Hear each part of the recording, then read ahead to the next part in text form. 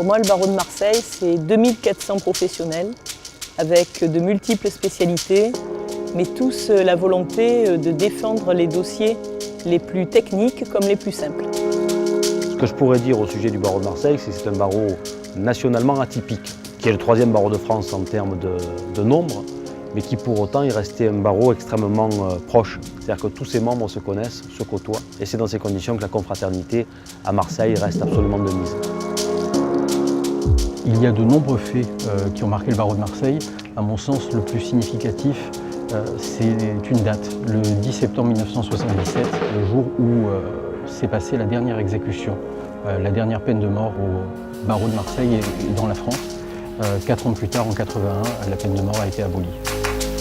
Le barreau de Marseille est un grand barreau français qui est écouté dans ses actions, dans sa parole, et il rayonne en France et puis il rayonne aussi à l'étranger. L'activité de l'avocat doit suivre le mouvement de la société, doit s'adapter. La CARPA est un élément qui contribue au bon fonctionnement et à l'exercice du barreau de Marseille. Elle doit permettre aux avocats de répondre au mieux aux intérêts de leurs clients.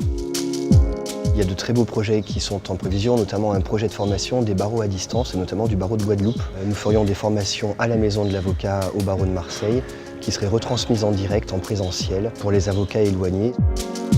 Le barreau a changé de physionomie, ce qui a permis à cette communauté de se rajeunir et de se féminiser aussi. C'est un barreau assez extraordinaire avec beaucoup de gens qui se connaissent, qui s'apprécient, qui travaillent bien ensemble. Et je trouve que ce barreau donc, a une vraie vie collective qui n'existe pas ailleurs. La raison pour laquelle j'ai voulu être bâtonnier du barreau de Marseille est très simple, rendre à mon barreau ce qu'il m'a donné. C'est surtout et avant tout la reconnaissance que je porte à ce barreau qui, alors que j'avais 22 ans, m'a accueilli et m'a permis d'y fonder un cabinet. Le barreau de Marseille a une certaine couleur et de la même façon que nous sommes près de la mer où il y a toujours beaucoup de vent, c'est un barreau qui a du souffle.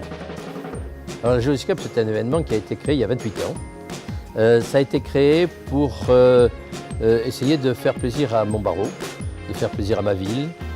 On a créé pour essayer de réunir l'ensemble des juristes. Et là, j'avais envie qu'on fasse la fête tous ensemble. Et on a fait la fête tous ensemble.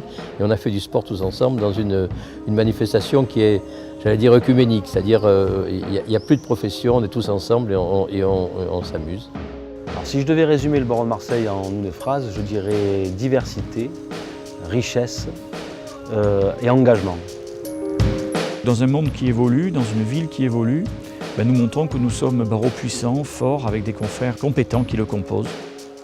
Nous avons tous conscience que soit le droit, soit soi-même, nous avons des limites. Et c'est parce que nous connaissons les limites que nous souhaitons les dépasser.